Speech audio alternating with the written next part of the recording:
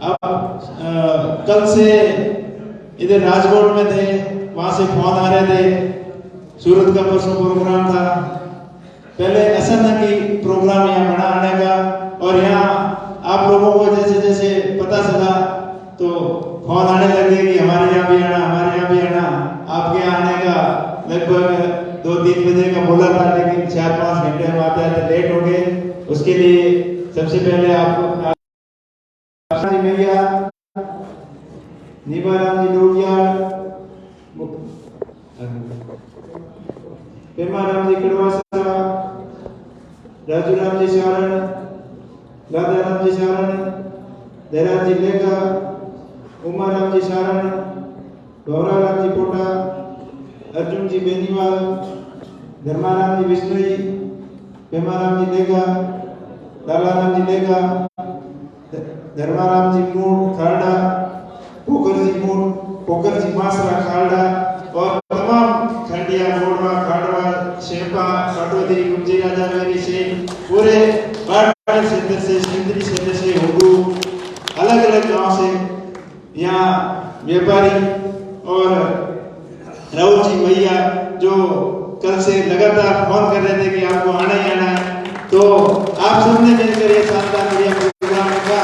और कई व्यापारी है आप में, कई हमारे का काम करते हैं, कई ठेकेदार हैं, सब मिलकर बहुत ही अच्छा आप काम कर रहे हो, और आप अपने परिवार की जवाबदारी के साथ साथ में अपने समाज का भी ध्यान रखते हो, बहुत ही अच्छा काम कर रहे हो यहाँ आके इतने दूर प्रदेश में, इसलिए आप सबका बहुत बहुत धन्यवाद।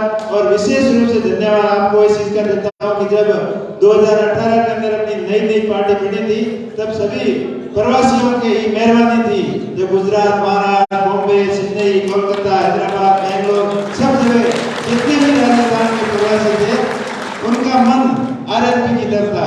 और सबसे बड़ी बात है कि जब हुंकार रैलियां थी, तब आप जब भी सोशल मीडिया के माध्यम से आपको पता चलता था, तो आप बिना देरी किए हुए, आप में से अधिकतर लोगों ने प्रत्येक रैली को वहाँ अपने खर्चे से, अपने भाड़े से जाकर अटेंड किया और हनुमान जी का मान और सम्मान बढ़ाया। आपका जोश और जज्बा देखकर हनुमान जी ने व्यवस्था परिवर्तन के लिए चुनाव से मात्र 1 महीना पहले अपनी आरएलपी पार्टी का गठन किया और मजबूती से चुनाव लड़ा, 3 विधायक बने, और उसके बाद में हनुमान जी खुद एमपी बने। बहुत कम टाइम के अंदर पार्टी ने अच्छा प्रोग्रेस किया। हो सकता है उस समय थोड़ी बहुत कमियां रही, हम भी नए थे, नहीं तो 15-20 सीटें आ जाती।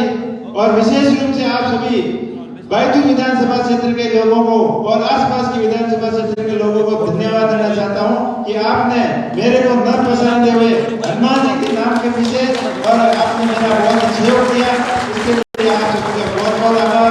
और आगे भी 2023 आ गया, 4 साल 4.5 साल आप लोगों के बीच में आते जाते और संपर्क करने में निकल गए, और उम्मीद करते हैं कि अभी 2023 के अंदर आप आरएलपी पार्टी को मजबूत बनाने के लिए भरपूर सहयोग करोगे, तन मन और धन से सहयोग करोगे, ताकि मारवाड़ से इस राजनीति की बदलाव की शुरुआत हो। जब जब मारवाड़ के अंदर लोग जिस पार्टी के साथ ज्यादा जुड़े, तभी सत्ता के अंदर बदलाव हुआ।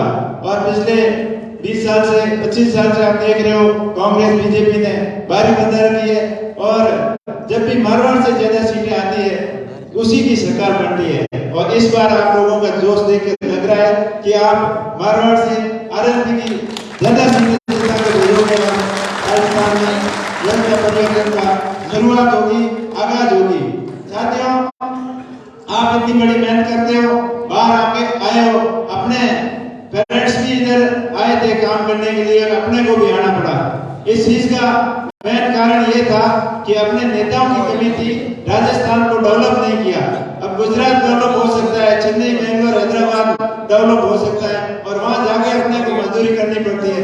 आपने कभी ये सोचा था कि गुजरात के कितने लोग राजस्थान जाके काम करते हैं, हैदराबाद, बॉम्बे, चेन्नई से कितने लोग आके काम करते हैं। सिर्फ कहना कि कुछ नर्सें आपको मिल जाएगी, वो भी अभी नहीं मिलेगी। लेकिन अपने नेताओं की कमी रही, अपने राजस्थान अकाल का साया था, उसकी मार पड़ी, और नेताओं की कमजोरी, ये दोनों अपने राजस्थान को पीछे रख दिया। और अभी भी राजस्थान पिछले राज्यों की श्रेणी में आता है। तो राजस्थान को आगे बढ़ाने के लिए व्यवस्था परिवर्तन बहुत ही जरूरी है।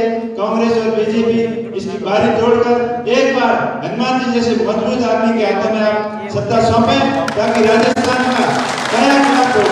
उनके अंदर वो विजन है कि आने वाले 10 साल बाद 20 साल बाद क्या होने वाला है, और अब उसकी शुरुआत करेंगे तभी जाके इम्पैक्ट होगा।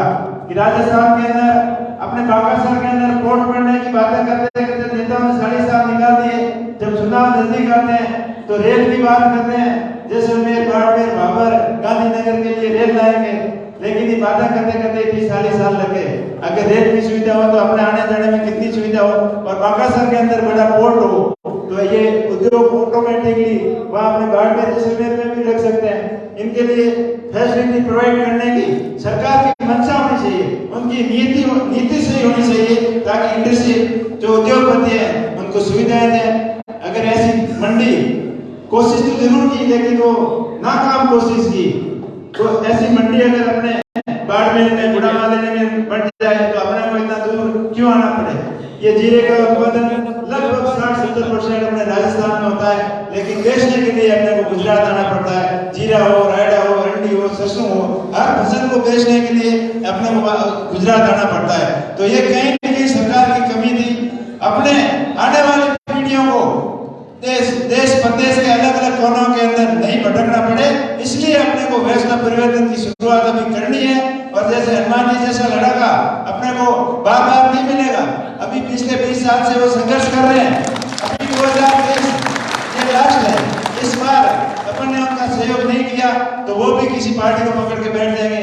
क्यों रात और दिन दौड़ते रहेंगे? वो अपने के लिए दौड़ रहे हैं, अपना डेवलप कैसे हो, किसानों का भला कैसे हो, किसान कर्ज मुक्त किसान कैसे हो, बेरोजगार युवाओं को ज्यादा से ज्यादा रोजगार अपने गांव में, अपने शहर में कैसे मिल सके, इस विजन के ऊपर आरएलपी पार्टी काम करेगी। इसलिए आरएलपी को आपको मौका देना जरूरी है। अब रिफाइनरी की बात करें, तेल तो निकलते हुए 15-20 साल हो गए, लेकिन रिफाइनरी की बातें करते करते इन्होंने 20 साल निकाल दिए। अब जाके वो रिफाइनरी का काम वहां हो रहा है। गुजरात के अंदर 4-5 रिफाइनरियां हैं, बठिंडा के अंदर रिफाइनरी है, पानीपत के अंदर रिफाइनरी है, लुधियाना के अंदर है, और यूपी के अंदर है, बिहार के अंदर है, असम है। हर बड़े स्टेट के अंदर रिफाइनरियां हैं जहाँ तेल का कोई अता पता नहीं है। लेकिन अपना राजस्थान के अंदर तेल की प्रचुर मात्रा होते हुए भी रिफाइनरी लगाने में देरी कर दी, जिसका खामियाजा अपने को भुगतना पड़ रहा है। और वैसे ही अगर राजस्थान का डेवलपमेंट सही तरीके से नहीं होगा तो आने वाली पीढ़ियों को भी ऐसे देश प्रदेश के अंदर रोजगार के लिए भटकना पड़ेगा। इसीलिए अपने को व्यवस्था परिवर्तन के लिए बहुत ही जरूरी है कि हनुमान जी का आप सपोर्ट करें।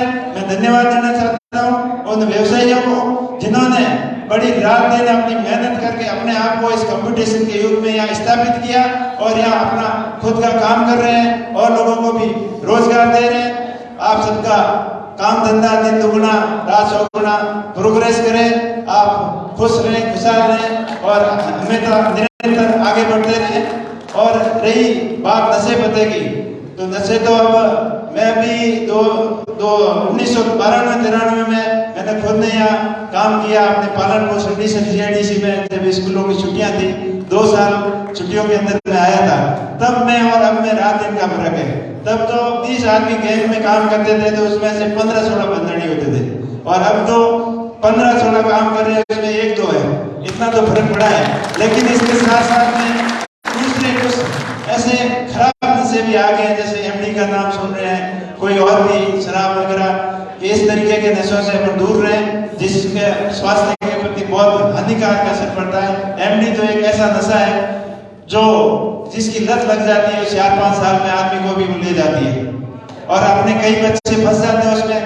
कई जो इसका धंधा करते हैं वो लालच में बैठा देते हैं कि मैं गांव जा रहा हूँ तो साथ में सर या आ रहे हैं तब साथ में बैठा देते हैं, और जब वो पकड़े जाते हैं तो उनको तो पता होता है, सालाब होते हैं, वो गाड़ी छोड़ के भाग जाते हैं, और जो बिल्कुल निर्दोष आदमी है वो फंस जाता है। ऐसे भी कम से कम 15-20 केस मेरे पास आए हैं। तो ऐसे लोगों से आप सावधान रहें, अपने घर परिवार का ध्यान रखें, अपने आप का विकास कैसे हो, अपन आप आगे कैसे बढ़ सकें, इस प्रतिस्पर्धा के युग में अपने आप को कैसे स्थापित कर सकें, इसके बारे में आपको सोचना है।